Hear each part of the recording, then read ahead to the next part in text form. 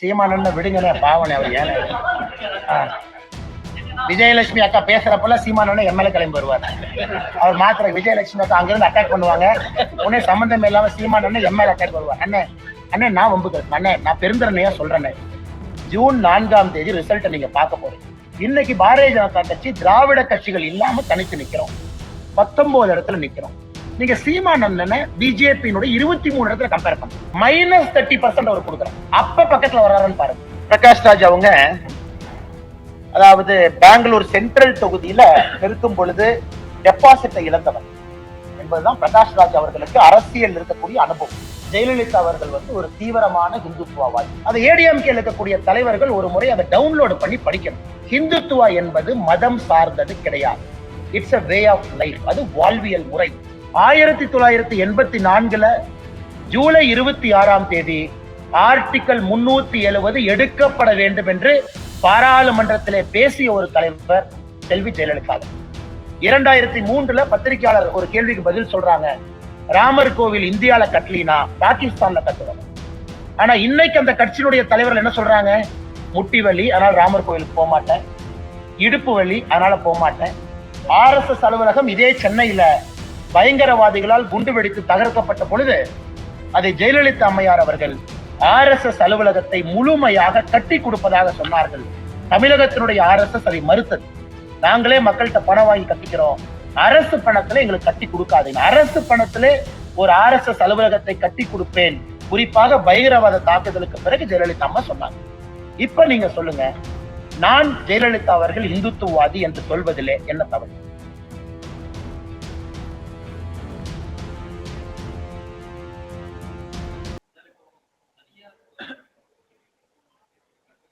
கொஞ்சம் சத்தமா சொல்லுங்க.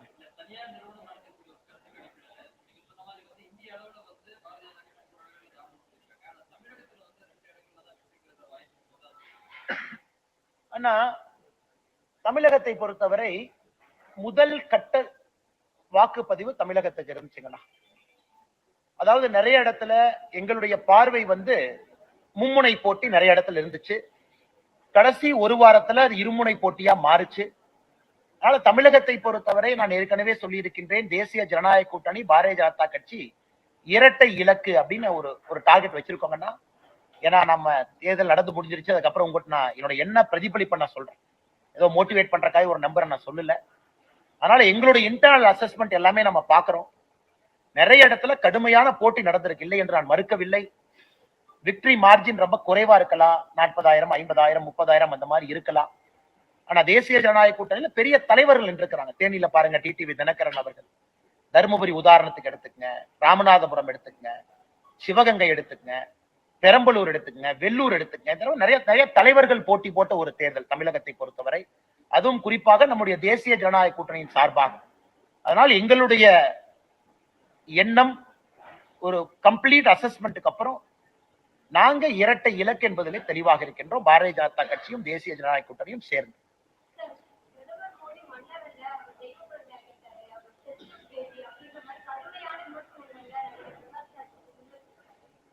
பிரகாஷ் ராஜ் அவங்க அதாவது பெங்களூர் சென்ட்ரல் தொகுதியில நிற்கும் பொழுது டெபாசிட்டை இழந்தவர். 2019 தேர்தல்ல பெங்களூர் சென்ட்ரல் தொகுதியில அவர் போட்டியிட்டார். யார் எதிர்த்து போட்டியிட்டார்னா காங்கிரஸ் எதிர்த்து போட்டியிட்டாரு, பாரதிய ஜனதா கட்சி எதிர்த்து போட்டியிட்டார். அங்கே டெபாசிட்டை இழந்த ஒரு நடிகர் என்பதுதான் பிரகாஷ் ராஜ் அவர்களுக்கு அரசியல் இருக்கக்கூடிய அனுபவம். அதனால் நான் இருக்கின்றேன், நான் நிரந்தர எதிர்கட்சி, எந்த கட்சியா இருந்தாலும் எதிர்க்கிறது மட்டும்தான் என் வேலை. இதெல்லாம் சொல்வதற்கு, பேச்சு கேட்பதற்கு நல்லா இருக்கு. ஆனா இன்னைக்கு லோக்கல் ஸ்டாண்ட் என்ன, எதிர்ப்பதை மட்டுமே முழு நேர ஒரு விஷயமாக வைத்து ஒரு நடிகர், ஒரு நடிகனாக நாம் எல்லோரும் மதிப்பு மரியாதை அளித்திருக்கின்றோம். அதை தாண்டி அரசியல்ல அவருடைய குரலுக்கு நான் மதிப்பு மரியாதையும் அளிக்க விரும்பவில்லை. இதே பிரகாஷ்ராஜ் நடிகராக நீங்க கேளுங்க, நான் சொல்றேன், நல்ல ஒரு நடிகர், நிறைய கதாபாத்திரங்கள் பண்ணியிருக்கிறாங்க. அதுல தனிப்பட்ட முறையில் எந்த குற்றச்சாட்டும் நமக்கு இல்லை. அரசியல்ல ஒரு அனுபவம், அவ்வளவுதான். 2019 பெங்களூர் சென்ட்ரல் தொகுதியில பிரகாஷ் ராஜ் அவங்க தேர்தல் நீங்க பாருங்க, எப்படி நின்னாருன்னு பாருங்க, யாரை எதிர்த்து நின்னாருன்னு பாருங்க. அப்ப காங்கிரஸை பத்தி என்ன பேசினாங்கன்னு பாருங்க, பிஜேபியை பத்தி என்ன பேசினாங்கன்னு பாருங்க. இன்னைக்கு மோடி எதிர்ப்பு என்கின்ற ஒரே காரணத்திற்காக இந்த பக்கம் சேர்ந்து கொண்டு மோடியை திட்டுவது மட்டுமே முழு நேர வேலையாக நடிகர் பிரகாஷ் ராஜ் அவங்க வச்சிருக்காங்க. மற்றபடி அதை நாங்க சீரியஸா எடுத்துக்கலீங்க. அதே நேரத்துல பிரதமர் அவருடைய இன்டர்வியூ, உதாரணத்திற்கு பிரதமர் அவர்கள் இன்னைக்கு கிட்டத்தட்ட 40 தொலைக்காட்சி நிறுவனத்திற்கு மேல இன்டர்வியூ கொடுத்திருக்காங்க.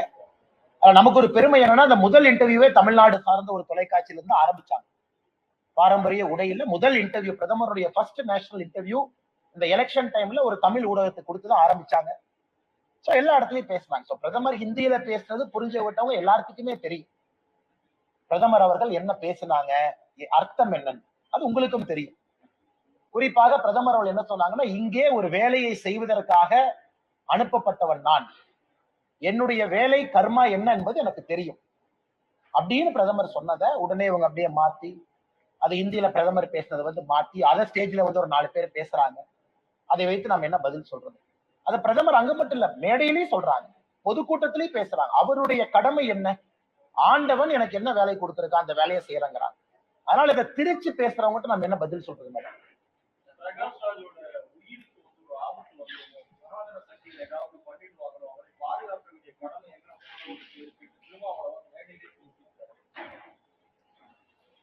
எனக்கு புரியல, இவங்க எல்லாம் ரொம்ப ரெஸ்பான்சிபிளான பீப்புளுங்களா.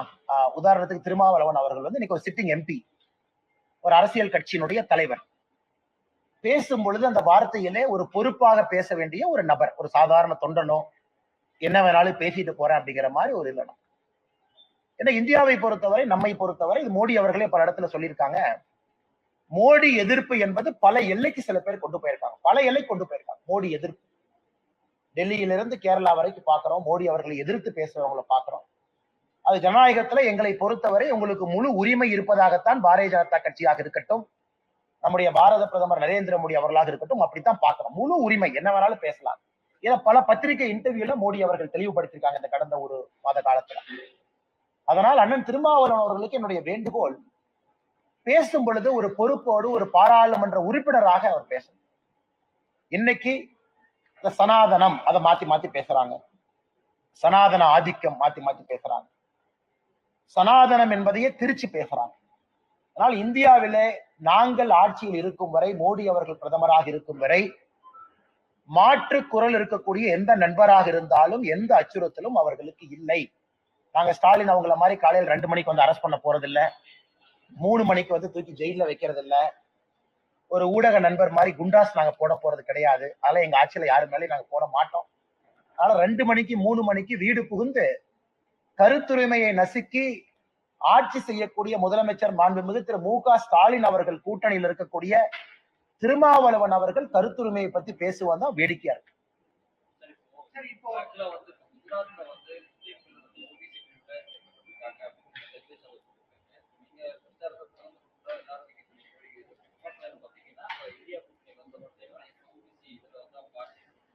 இஸ்லாமியர்கள் ஓபிசி பிரிவுல பல இடத்துல இருக்காங்க. உதாரணத்திற்கு நான் சொல்றேன், ஃபுல்லா கேளுங்க, பல இடத்துல இருக்காங்க. தமிழகத்துல கலைஞர் கருணாநிதி அவர்கள் இருக்கும் பொழுது 3% இஸ்லாமியர்கள், கிறிஸ்தவர்கள், அதன் பிறகு கிறிஸ்தவர்கள் வேண்டான்னு சொன்னார். ஆனா ரூல் என்னன்னாங்கன்னா, ஒரு இஸ்லாமியரை ஓபிசி பிரிவுல கொண்டு வர்றீங்கன்னா அந்த இஸ்லாமியர் சப் கம்யூனிட்டியை டெஸ்ட் ஆஃப் பேக்வர்ட்னஸ் நீங்க ப்ரூவ் பண்ணணும். அதாவது இஸ்லாம் கம்யூனிட்டிக்குள் இருக்கக்கூடிய உட்பிரிவை, இஸ்லாம்ங்கிறது ஒரு இந்து மாதிரி ஒரு பேராக இருந்தாலும் கூட உள்ள உட்பிரிவு இருக்கு, அந்த உட்பிரிவில் இருக்கக்கூடிய இஸ்லாமை டெஸ்ட் ஆஃப் பேக்வர்ட்னஸ் பாஸ் பண்ணாங்கன்னா அவங்க ஓபிசிக்குள்ள இருப்பாங்க. இது காலங்காலமாக நம்முடைய நாட்டில் இருக்கக்கூடிய நடைமுறை. இப்ப கர்நாடகா போன்ற காங்கிரஸ் ஆளுகின்ற மாநிலத்துல எல்லா இஸ்லாமியர்களும் ஓபிசி, அதை எதிர்க்கிறோம். தெலங்கானால இதற்கு முன்பு காங்கிரஸ் ஆட்சியில முஸ்லீம் அண்ட் கிறிஸ்டியன் ரிலீஜனுக்காக கோட்டா கொடுக்கிறோம், எதிர்க்கிறோம்.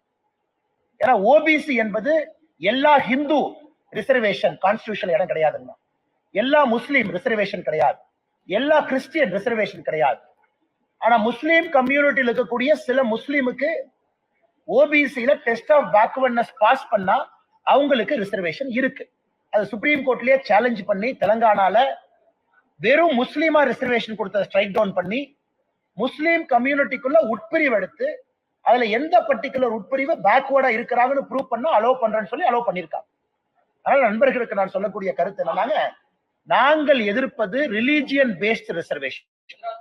ரிலிஜியன் பேஸ்ட் ரிசர்வேஷன் குஜராத்லயும் எல்லா முஸ்லீம் ஓபிசி கிடையாது, குஜராத்லயும் எல்லா கிறிஸ்டியன் ஓபிசி கிடையாது. அதே போல தமிழகத்துல, அதே போல இன்னைக்கு இருக்கக்கூடிய தெலங்கானால எல்லா முஸ்லீமும் ஓபிசி கிடையாது. கர்நாடகா ஸ்ட்ரக் டவுன் ஆனோடனே கர்நாடகா என்ன பண்றாங்கன்னா எல்லா முஸ்லீமும் ஓபிசிங்கிறாங்க. அது இன்னைக்கு ஸ்ட்ரக் டவுன் ஆயிருக்கு. ஆனால் நாங்கள் திரும்ப திரும்ப உங்களிடம் நண்பர்கள்ட்ட சொல்வது ரிலிஜியன் பேஸ்ட் ரிசர்வேஷன். நான் முஸ்லீம் என்கின்ற அடையாளத்திற்காக எனக்கு ஓபிசி கொடுங்க, தவறு. முஸ்லீமுக்குள்ள இருக்கக்கூடிய உட்பிரிவுல பேக்வர்டா இருக்கக்கூடிய சில கிளாஸுக்கு ஓபிசி கொடுங்க, அது அலோட். இதைத்தான் அனைத்து இடத்திலும் சொல்லுகின்றோமோ தவிர, கர்நாடகால அசம்பிளி எலெக்ஷன் சமயத்துல பிஜேபி என்ன சொல்லுச்சுன்னா, முஸ்லீம்னு கொடுத்திருக்க ரிசர்வேஷன் நாங்க எதிர்க்கிறோம், அதை எஸ்சி எஸ்டிக்கு பிரிச்சு கொடுக்கிறோம், அதை ஓபிசி கம்யூனிட்டி லிங்காயத்தா இருக்கட்டும் கவுடாவா இருக்கட்டும் ஜாஸ்தி பண்றோம்.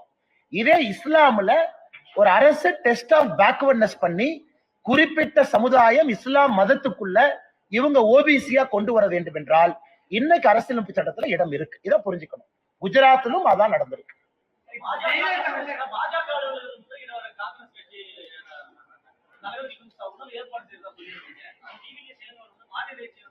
நான் வந்து மாட்டை சாமியா பாக்குறவன, நான் வந்து மாட்டை வச்சுதான் பிளப்பு நடத்துறேன், நான் வந்து மாட்டை வச்சு விவசாயம் பண்ற ஆளுன்னு. அதனால அதுக்கு நீங்க மாட்டுக்கறி சாப்பிட்றவங்கள போய் நீங்க சாப்பாடாதேன்னு நான் சொல்ல போறது கிடையாது. அது உங்களுடைய உரிமை.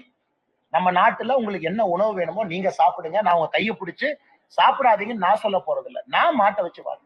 இப்ப என் வீட்டுக்கு நீங்க விருந்தினரா வந்தா போன் பண்ணி என்ன சொல்லுவீங்க? அண்ணா வீட்டுக்கு வர்றேன், அண்ணா எனக்கு வந்து இந்த சாப்பாடு இப்படி வறுத்து வைங்கன்னு எங்கேயும் கேட்க மாட்டோம். எங்களுடைய அலுவலகத்திற்கு யார் வந்தாலும் வரவேற்கின்றோம்.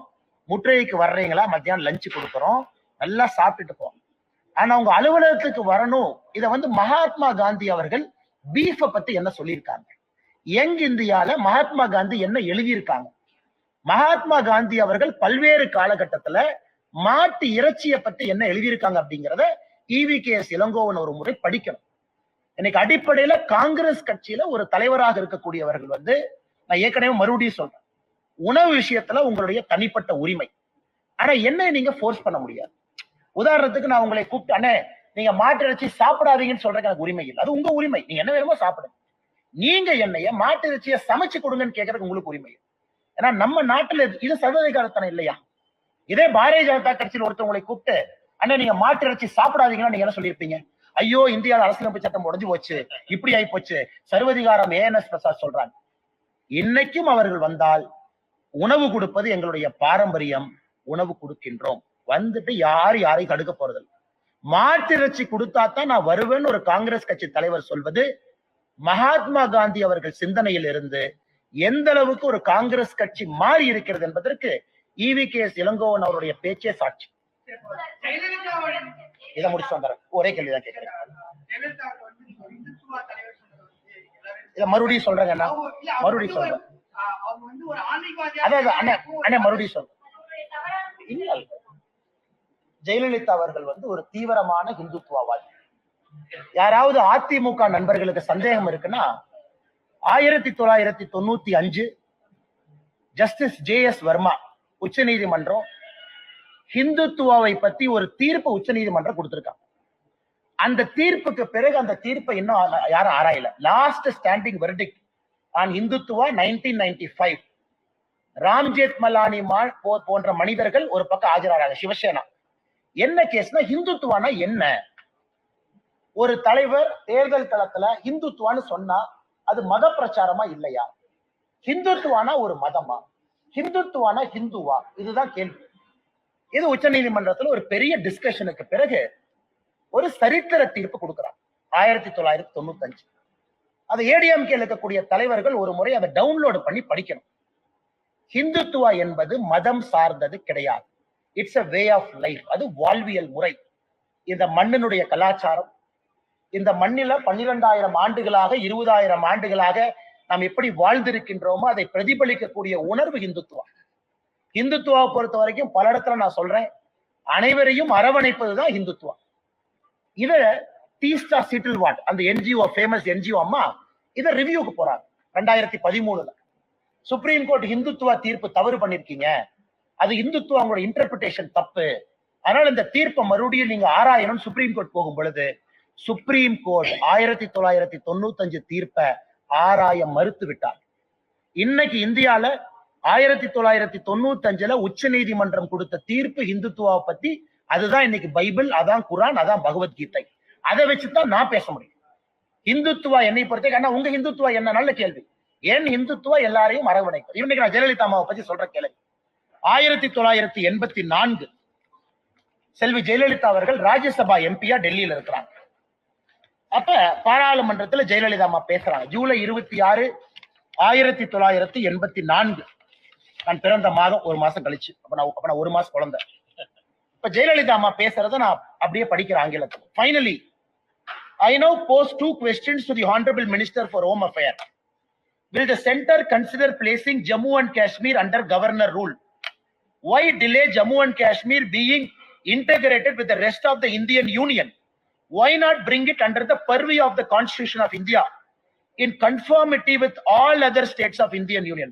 அதாவது 1984 ஜூலை 26 ஆர்டிகல் 370 எடுக்கப்பட வேண்டும் என்று பாராளுமன்றத்திலே பேசிய ஒரு தலைவர் செல்வி ஜெயலலிதா. இன்னைக்கு அனைத்து இந்திய அண்ணா திராவிட முன்னேற்ற கழகம் அவங்க ஸ்டாண்ட கேளுங்க. 370 பத்தி உங்க ஸ்டாண்ட் என்ன?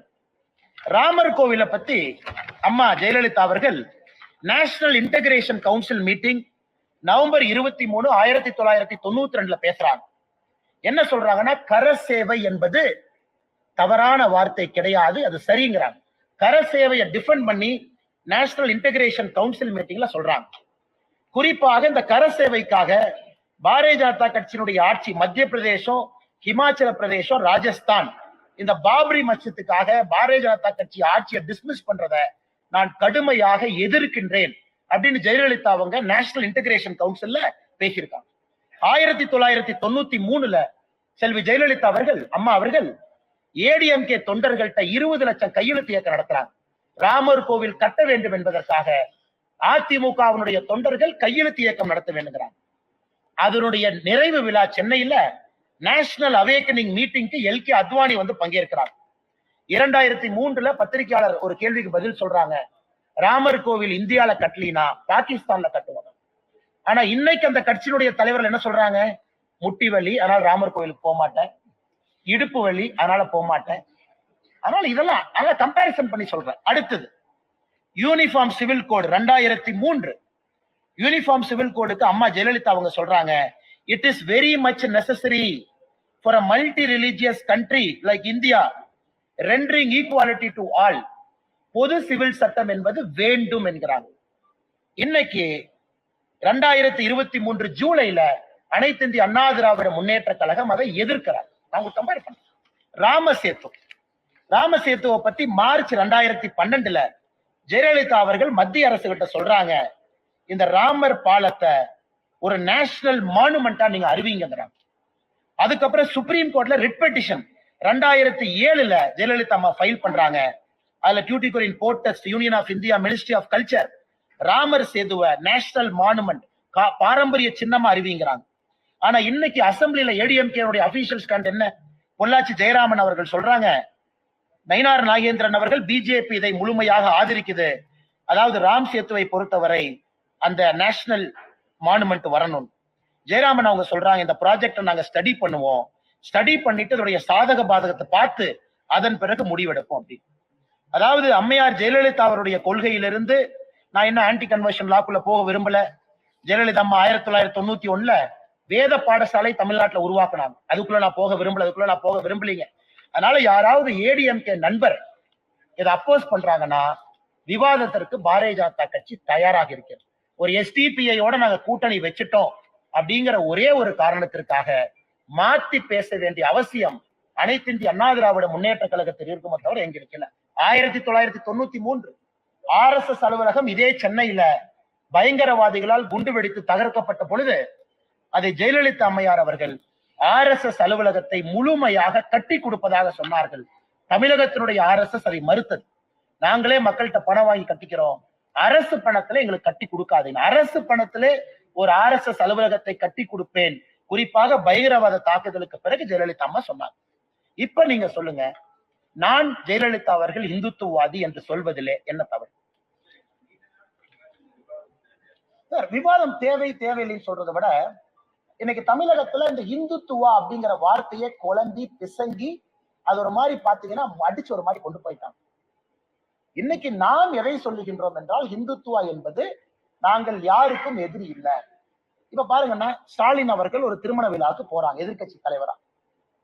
எனக்கு இந்த திருமண விழாவில் அந்த தாலி கட்டுறதெல்லாம் அந்த புகை வரும் அப்படி வரும், அது எப்படி நான் ஏத்துக்க முடியும்? அப்படி பேசுறாங்க. ஆனா இதே நான் முத்துராமலிங்க தேவர் ஐயா பத்தி அண்ணாதுரை அவங்க பத்தி பேசினா ப்ராசிக்யூஷன் சாங்ஷன் கொடுத்து என் மேல கேஸ் போடுறாங்க. என் மேல முத்துராமலிங்க தேவர் ஐயாக்கு நீங்க ப்ராசிக்யூஷன் சாங்ஷன் கொடுத்து 153A போட்டீங்கன்னா கோயில அசிங்கமா கூம்பா இருக்கும். திருமாவளவன் அவர்கள் மேல என் ப்ராசிக்யூஷன் சாங்ஷன் கொடுக்கல. அதாவது ஆபாசங்கிற வார்த்தையை பயன்படுத்தினாங்க. திருமணத்துல அந்த புகையெல்லாம் வரும். ஸ்டாலின் அவர்கள் மேல என் ப்ராசிக்யூஷன் சாங்ஷன் கொடுக்கல. அதனால நான் சொல்றதுன்னா ஒரு விவாதம் விவாதமா இருக்கட்டும். நான் இஸ்லாமியர்களை பத்தி கருத்து சொல்றேன்னா பத்திரிகை நண்பர்களை சட்டை பிடிச்ச கேள்விகளுக்கு நான் பதில் சொல்றேன். நான் கிறிஸ்தவர்களை பத்தி கருத்து சொல்றேன்னா சட்டை பிடிச்ச கேள்விகள். நான் இந்துத்துவாங்கிறது இன்னைக்கு சுப்ரீம் கோர்ட்டினுடைய தீர்ப்பை நான் கோட் பண்றேன். சுப்ரீம் கோர்ட்டே தன்னுடைய தீர்ப்பை ரிவ்யூ பண்ண மறுக்கிறாங்க. 1995 கொடுக்கப்பட்ட தீர்ப்பு 29 ஆண்டுகளா இருக்கு. அப்படி இருக்கும் பொழுது இவர்கள் எதற்கு ஒரு சின்ன இதுக்குள்ள அடைக்கிறாங்கன்னு தான் நான் கேட்கிறேன். அண்ணா இல்ல, நான் பல இடத்துல பேசியிருக்கேன்.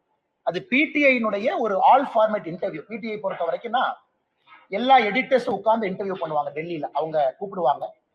எல்லா கேள்வி, அது ஓபன் ஹவுஸ் செஷன், என்ன கேள்வினாலும் கேட்கலாம், நாம பதில் சொல்லணும். கிட்டத்தட்ட 20 பேர் இன்டர்வியூ பண்ணுவாங்க. அந்த பிடிஐ எல்லாம் ஒருத்தரப்ப 20 பேர் இன்டர்வியூ பண்ணுவாங்க.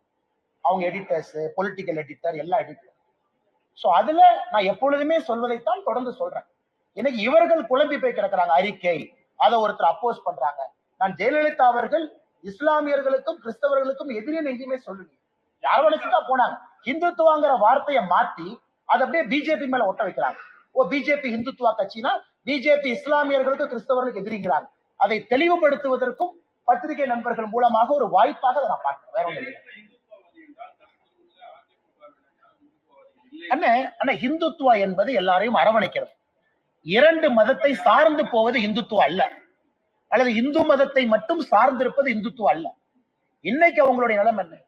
ராமர் கோயிலுக்கு போங்க, மாஸ்க்கு போங்க, இஃப்தார் விருந்து நடத்துங்க, சர்ச்சுக்கு போங்க. இதைத்தான் நாங்க பண்றோம்.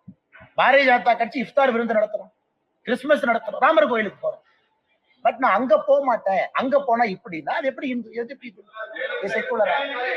ஆனா ஒரு நிமிஷம் இங்க முடிச்சுட்டு இங்க வரணும். முதல் ஆளா போயிருப்பாங்க. முதல் ஆளா போயிருக்கிறது மட்டும் இல்ல, ரொம்ப சந்தோஷப்பட்டிருப்பாங்க.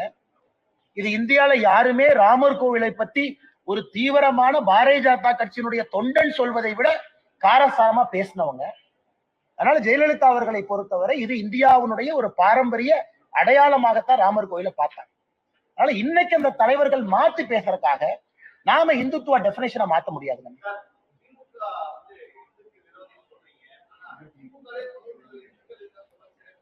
அப்படின்னு சொல்றாரு எல்லா எலெக்ஷன்லயும். நான் தமிழ்நாட்டை பொறுத்த வரைக்கும் உங்களுக்கு தெரியும், எந்த எலெக்ஷனுமே இந்து முஸ்லீம் கிறிஸ்டியன் அந்த மாதிரி ஓட்டு போட வேண்டாம். அதை எங்களுடைய விருப்பமும். மதத்தை பார்த்து ஓட்டு போடாதீங்க, ஜாதியை பார்த்து ஓட்டு போடாதீங்க.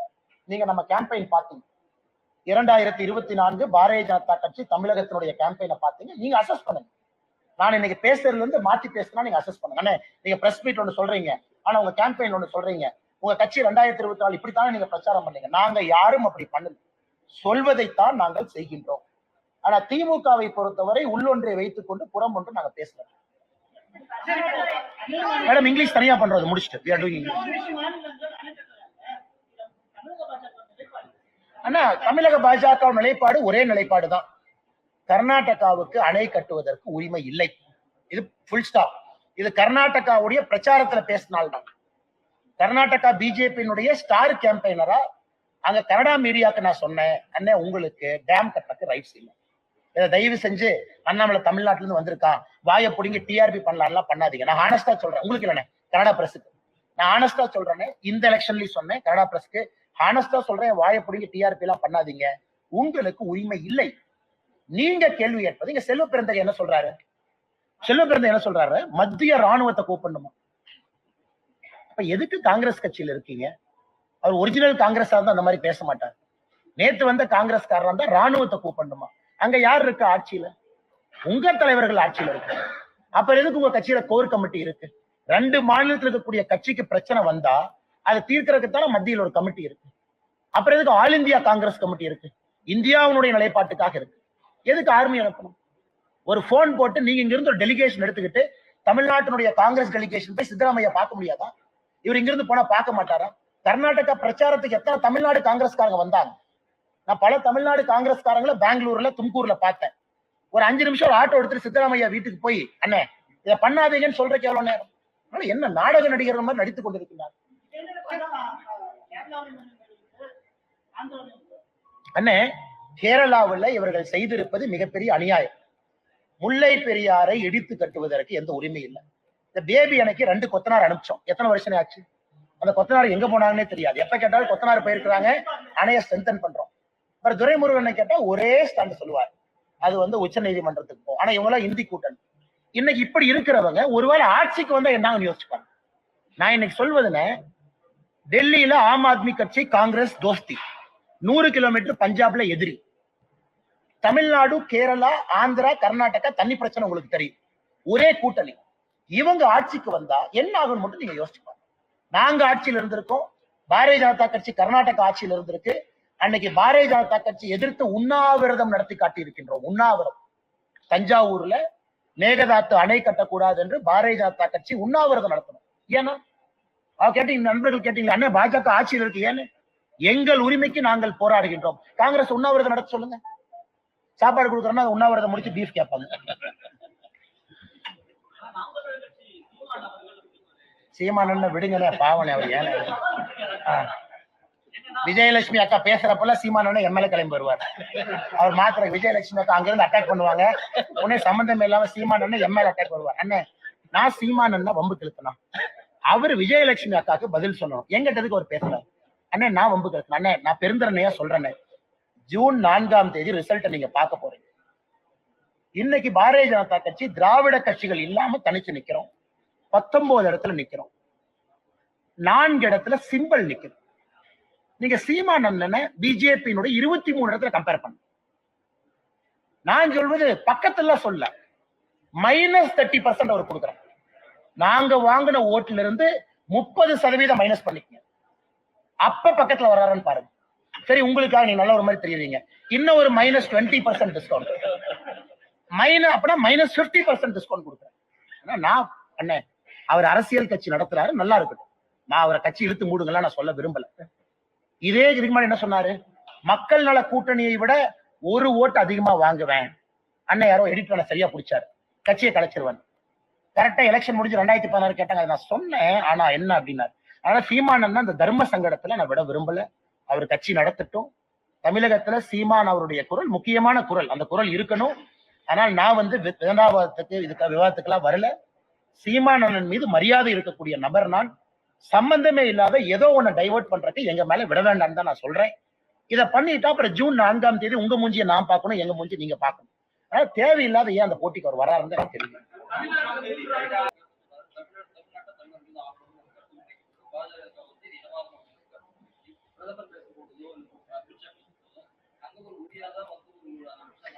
ஆனா தமிழர் ஆளணும் அப்படிங்கிறது, தமிழர்கள் என்னன்னா let us define that. ஆனா கரெக்ட், சீமானண்ண சொல்ற கருத்தை டிஃபைன் பண்ண. புரட்சி தலைவர் எம்ஜிஆர் ஐயா, புரட்சி தலைவி அம்மா அவங்க பெரிய தலைவர். இன்னைக்கு மரத்தமிழர். ஏன்னா தமிழக மக்கள் அவங்களை ஏத்துக்கிட்டு எலெக்ஷன்ல ஜெயிக்க வச்சு பெரிய தலைவர்களா மாத்தி இருக்கிறாங்க. அதுக்கப்புறம் பேச்சே இல்லை.